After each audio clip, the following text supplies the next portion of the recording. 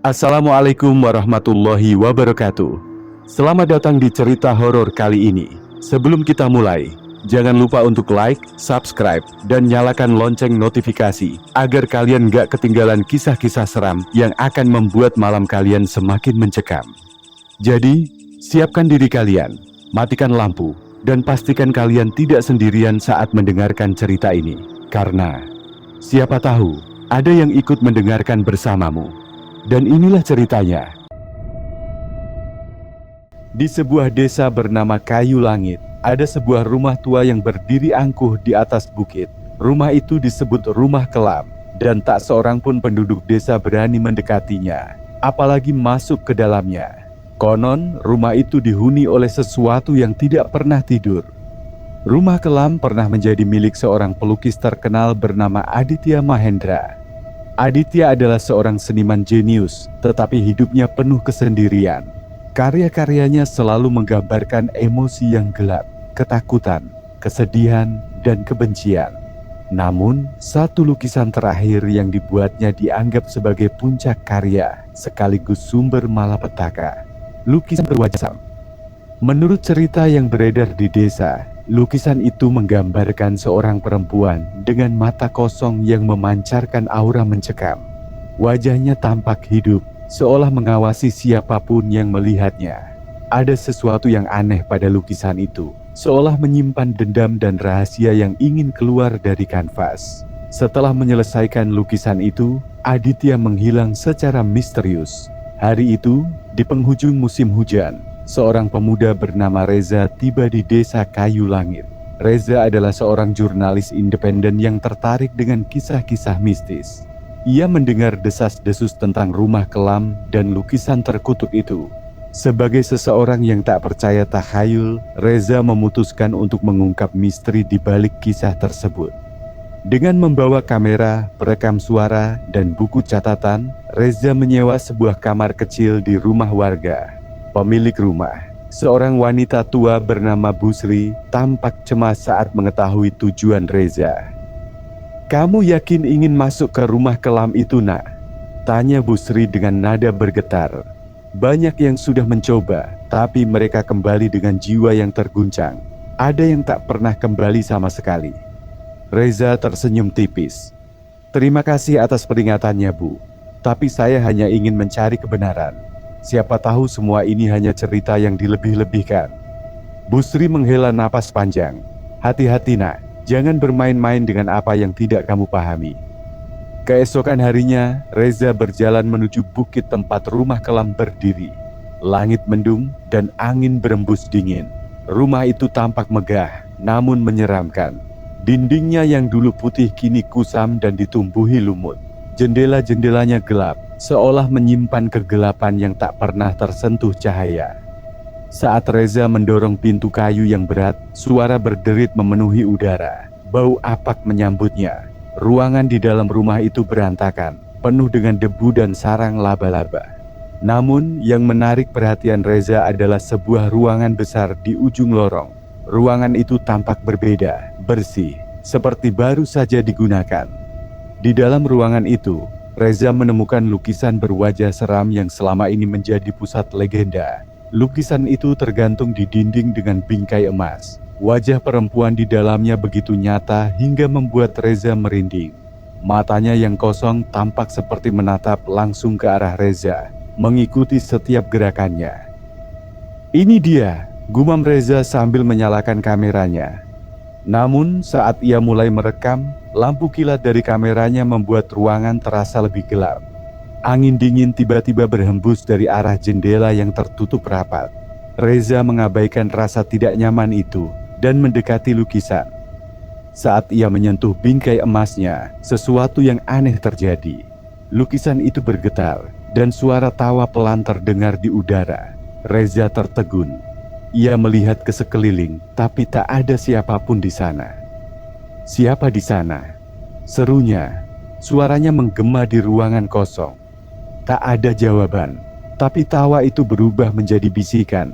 Kata-kata yang tidak bisa dimengerti terus bergema di telinganya. Reza mundur beberapa langkah, tapi tiba-tiba pintu ruangan menutup dengan keras. Ia mencoba membukanya, tapi pintu itu tidak bergerak sedikit pun. Panik, ia menoleh ke arah lukisan, dan kali ini matanya menangkap sesuatu yang membuat darahnya membeku. Wajah perempuan di dalam lukisan itu berubah. Matanya tidak lagi kosong, melainkan dipenuhi kebencian. Bibirnya yang semula diam kini tersenyum tipis, memperlihatkan deretan gigi tajam. Reza jatuh terduduk, napas tersengal. Ia merasa dinding ruangan itu semakin mendekat, seolah ingin menelannya. Lukisan itu tiba-tiba memancarkan cahaya merah, dan suara-suara aneh semakin keras. Keluar dari sini. Suara perempuan itu terdengar, serak dan penuh amarah. Namun, Reza tak bisa bergerak. Tubuhnya terasa kaku, seperti ada sesuatu yang menahannya. Perlahan, ia merasakan hawa dingin menyelimuti tubuhnya, dan pandangannya mulai kabur. Sebelum semuanya menjadi gelap, ia mendengar satu kalimat terakhir dari lukisan itu. "Kamu telah membangunkanku." Reza terbangun dengan kepala yang berat. Ia mendapati dirinya terbaring di lantai berdebu, tepat di depan lukisan seram itu. Cahaya redup matahari senja masuk melalui celah jendela tua, membuat ruangan tampak lebih nyata, namun tak kalah menyeramkan. Ia mengusap wajahnya, mencoba mengingat apa yang baru saja terjadi. Bayangan suara tawa, bisikan dan wajah perempuan di lukisan itu melintas di benaknya. Tapi ia masih di sini, di ruangan itu, hidup. Reza berdiri dengan tubuh gemetar. Ia memandang ke arah lukisan tersebut. Wajah perempuan itu kembali seperti semula, dengan mata kosong dan ekspresi hampa. Seolah-olah apa yang ia alami tadi hanyalah ilusi. Namun, ada sesuatu yang berbeda. Wajah itu terasa lebih hidup. Tanpa pikir panjang, Reza meraih kameranya yang terjatuh di lantai. Ia memeriksa hasil rekaman, berharap menemukan bukti atas apa yang baru saja terjadi. Tapi layar kamera itu hanya menampilkan statis. Tidak ada video, tidak ada suara, seolah semua yang ia rekam telah dihapus. Ini tidak mungkin, gumamnya, frustrasi. Ia menyandarkan tubuhnya di dinding, mencoba menenangkan pikirannya. Saat itu ia mendengar sesuatu. Sebuah suara pelan, seperti bisikan, memanggil namanya. Reza. Ia menoleh cepat. Ruangan itu kosong, kecuali dirinya dan lukisan tersebut. Tapi suara itu terdengar lagi, kali ini lebih jelas. Reza, tolong aku. Jantungnya berdegup kencang. Suara itu datang dari lukisan. Ia menatapnya dengan ketakutan sekaligus penasaran. Suara perempuan itu terdengar penuh kepedihan, berbeda dari yang sebelumnya. Tolong aku, mereka mengurungku di sini. Apa maksudmu? Siapa kamu? Reza bertanya dengan suara serak. Namaku Ayu, jawab suara itu. Aku terjebak di sini, di dalam lukisan ini. Tolong bebaskan aku. Reza merasa kebingungan. Bagaimana mungkin seseorang bisa terjebak di dalam sebuah lukisan? Tapi ada sesuatu dalam suara itu yang membuatnya ingin percaya. Bagaimana aku bisa membebaskanmu? Tanyanya, mendekati lukisan itu. Tembok di bawah rumah ini. Bisik suara itu. Ada pintu menuju ruang bawah tanah. Di sana, kau akan menemukan jawaban. Reza merasa ragu. Apa yang ia dengar terdengar tidak masuk akal, tapi ia tidak bisa mengabaikannya. Rasa ingin tahunya terlalu besar. Dengan langkah hati-hati, ia keluar dari ruangan itu dan mulai mencari jalan ke ruang bawah tanah. Lorong-lorong di rumah itu gelap dan sunyi, hanya diselingi suara langkah kakinya sendiri. Dinding-dindingnya dipenuhi coretan-coretan aneh, simbol-simbol yang tampak seperti mantra kuno. Akhirnya, Reza menemukan sebuah pintu kecil di lantai dasar, tersembunyi di balik lemari kayu besar yang sudah lapuk. Dengan susah payah, ia mendorong lemari itu hingga pintu tersebut terlihat jelas. Pintu itu terbuat dari kayu tua dengan gagang besi yang dingin. Saat ia membukanya, aroma lembab dan busuk menyambutnya. Sebuah tangga kayu yang curam menuju ke bawah tampak di depan mata. Reza menyalakan senter dan mulai menuruni tangga tersebut.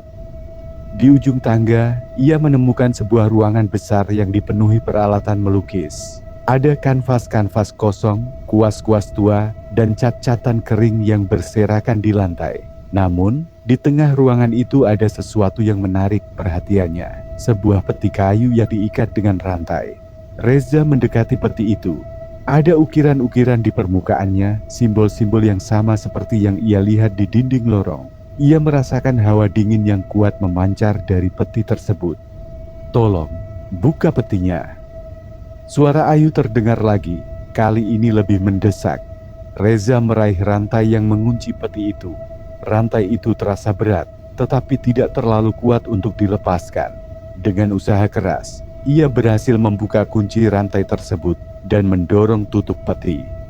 Namun, saat tutup peti itu terbuka, Reza menyesalinya seketika. Dari dalam peti, asap hitam pekat keluar, menyebar memenuhi ruangan.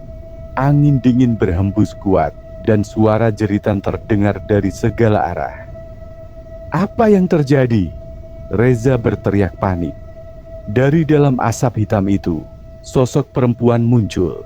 Ia memiliki wajah yang sama dengan perempuan di lukisan, tetapi tubuhnya melayang, dengan rambut panjang yang bergerak seperti ular. Matanya yang semula kosong kini bersinar merah, penuh kebencian. "Terima kasih telah membebaskanku," kata perempuan itu dengan suara yang menyeramkan. "Aku telah menunggu ini selama bertahun-tahun." Apa maksudmu?" Reza mundur dengan tubuh gemetar. Perempuan itu tersenyum dingin. "Aku adalah Ayu, tetapi bukan seperti yang kau pikirkan. Aku adalah kutukan yang diciptakan oleh Aditya. Dia mencoba mengurungku di dalam lukisan, tapi sekarang aku bebas." Reza merasa tubuhnya lemas. Ia menyadari bahwa dirinya telah melakukan kesalahan besar. Dengan sisa tenaga, ia mencoba berlari, meninggalkan ruangan itu. Namun pintu di ujung tangga tertutup dengan sendirinya, mengunci Reza di dalam. "Jangan coba-coba lari," kata Ayu dengan nada dingin. "Kau sudah membangunkanku. Sekarang kau akan menjadi bagian dari kutukan ini." Reza berdiri di sudut ruangan bawah tanah, tubuhnya gemetar. Sosok Ayu yang melayang di depannya tidak lagi menyerupai manusia. Rambut panjangnya bergerak liar, wajahnya penuh kebencian, dan matanya bersinar merah darah. Kutukan yang terkurung selama bertahun-tahun kini telah bebas, dan Reza merasa menjadi penyebab malapetaka itu. "Kau pikir aku akan berterima kasih karena membebaskanku?" tanya Ayu dengan suara yang menggema. "Kau hanya alat, manusia bodoh." "Aku tidak tahu. Aku tidak tahu apa yang sebenarnya terjadi," jawab Reza. Suaranya bergetar. Ayu mendekat, mengangkat tangannya yang kurus namun kuat. "Kau akan tahu segera, karena seperti Aditya, kau akan menjadi bagian dari kisah ini, terperangkap dalam kegelapan selamanya." Reza mencoba mencari akal. Ia mengingat cerita Busri dan penduduk desa tentang Aditya, sang pelukis, yang menghilang secara misterius. Jika kutukan ini berhubungan dengan Aditya, maka mungkin ada cara untuk menghentikannya. "Ayu," kata Reza mencoba menarik perhatian sosok itu. "Kenapa Aditya mengurungmu di dalam lukisan? Apa yang sebenarnya terjadi?" Mendengar nama Aditya, Ayu berhenti. Wajahnya berubah, matanya kini dipenuhi kemarahan bercampur kesedihan. "Aditya adalah seorang pengecut," katanya. "Dia mencintaiku, tetapi ketika aku meninggal karena ulahnya, dia tidak sanggup menghadapi rasa bersalah. Dia menggunakan sihir gelap untuk mengurung jiwaku di dalam lukisan itu, berharap bisa melupakan dosa-dosanya. Tapi dia salah. Aku tidak akan pernah memaafkannya." Reza terkejut. "Jadi kau adalah korban Aditya?" Ayu tersenyum pahit. "Awalnya ya, tapi kematian mengubah segalanya. Jiwa yang dipenjara terlalu lama akan berubah menjadi sesuatu yang berbeda. Aku bukan hanya korban. Aku adalah pembalasan. Reza menatap Ayu, merasa bahwa ada lebih banyak yang tersembunyi di balik kata-katanya. Jika kau hanya ingin balas dendam pada Aditya, kenapa kau menyerang orang lain? Kenapa kau membunuh mereka yang mendekati lukisan ini? Ayu tertawa dingin. Karena manusia semuanya sama. Mereka tamak, ingin tahu, dan tak peduli pada akibat. Jika mereka ingin melihat kutukan ini, maka mereka harus merasakannya. Reza terdiam. Ia tahu Ayu tidak akan berhenti, kecuali seseorang menghentikannya. Tapi bagaimana caranya? Satu-satunya petunjuk adalah Aditya. Jika Aditya adalah sumber kutukan ini, maka mungkin rahasia penghentiannya ada di tempat lain di rumah ini. Apa kau tahu di mana Aditya sekarang? Tanya Reza dengan hati-hati. Ayu memandangnya lama sebelum menjawab. Aditya tidak pernah pergi. Dia masih di sini, terkurung di lukisan lain, di ruangan yang tak pernah kau temukan.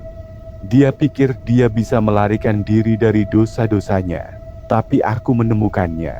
Aku membuatnya membayar, dan sekarang kau akan bergabung dengannya. Sebelum Reza bisa bereaksi, Ayu mengangkat tangannya, dan ruangan itu mulai berguncang. Lukisan-lukisan di sekitarnya berjatuhan, dan lantai di bawah kaki Reza retak. Dari celah-celah lantai, bayangan hitam muncul, merayap ke arah Reza seperti tangan-tangan yang ingin menariknya ke dalam kegelapan. Aku tidak akan membiarkan ini berakhir seperti ini. Reza berteriak. Dengan keberanian yang tersisa, ia melompat melewati bayangan-bayangan itu dan berlari keluar ruangan. Ia menembus tangga dan berusaha membuka pintu yang tadi terkunci. Dengan kekuatan penuh, ia mendorongnya hingga pintu itu terbuka. Reza kembali ke lantai atas, napasnya tersengal. Tapi ia tahu ini belum berakhir. Ia berlari kembali ke ruangan tempat ia menemukan lukisan berwajah seram itu. Namun saat ia tiba, lukisan itu tidak lagi tergantung di dinding. Lukisan itu kini berada di tengah ruangan, berdiri tegak seolah menantangnya. Dari dalam lukisan, sosok Ayu muncul, lebih besar dan lebih menyeramkan dari sebelumnya. Reza tahu ia tidak bisa melarikan diri. Ia harus menghentikannya di sini dan sekarang. Tunggu, Reza berteriak, mengangkat tangannya. Kau bilang Aditya masih di sini, di lukisan lain. Apa yang akan terjadi jika aku menghancurkan lukisan itu? Ayu berhenti, memandang Reza dengan tatapan penuh kebencian. Kau tidak akan berani. Jika kau menghancurkannya, kau akan menghancurkan semua yang ada di dalamnya, termasuk jiwamu sendiri. Reza merasa tubuhnya gemetar, tapi ia tahu ini satu-satunya cara. Ia melihat ke sekeliling, mencari sesuatu yang bisa ia gunakan. Pandangannya tertuju pada sebuah obor tua yang tergantung di dinding. Dengan cepat, ia mengambil obor itu dan menyalakannya. Api kecil mulai menyala, memberikan cahaya redup di ruangan yang suram itu. Jika ini satu-satunya cara untuk menghentikanmu, maka aku tidak punya pilihan lain, kata Reza mendekati lukisan Ayu. Berhenti! Ayu berteriak, suaranya penuh amarah. Kau akan menyesalinya. Aku akan mengutukmu selama-lamanya. Tapi Reza tidak berhenti. Ia melemparkan obor itu ke lukisan. Api segera menyambar kanvas, membakar wajah Ayu yang tampak hidup. Teriakan Ayu memenuhi udara, suara yang menyayat jiwa. Ruangan itu mulai bergetar hebat. Lukisan-lukisan lain di ruangan itu juga terbakar. Satu persatu hancur menjadi abu. Reza merasa tubuhnya melemah, seperti ada energi yang tersedot darinya. Tapi ia tetap berdiri, menyaksikan api itu melahap kutukan yang telah menghantui rumah ini selama bertahun-tahun. Saat api padam, hanya abu yang tersisa. Tidak ada lagi suara, tidak ada lagi bayangan. Rumah itu terasa lebih tenang, seperti telah terbebas dari sesuatu yang mengekangnya. Reza tersungkur di lantai, kelelahan. Ia menatap abu di depannya, menyadari bahwa ia telah menghentikan kutukan itu. tetapi dengan harga yang mahal. Ia merasakan sebagian dari dirinya hilang, seperti ada bagian dari jiwanya yang ikut terbakar bersama lukisan itu. Dengan sisa tenaga, Reza meninggalkan rumah kelam. Saat ia melangkah keluar, matahari pagi mulai muncul di Cakrawala. Udara terasa lebih segar, dan suara burung terdengar untuk pertama kalinya sejak ia tiba di desa itu. Namun Reza tahu hidupnya tidak akan pernah sama. Ia telah melihat dan merasakan kegelapan yang tidak seharusnya ia sentuh.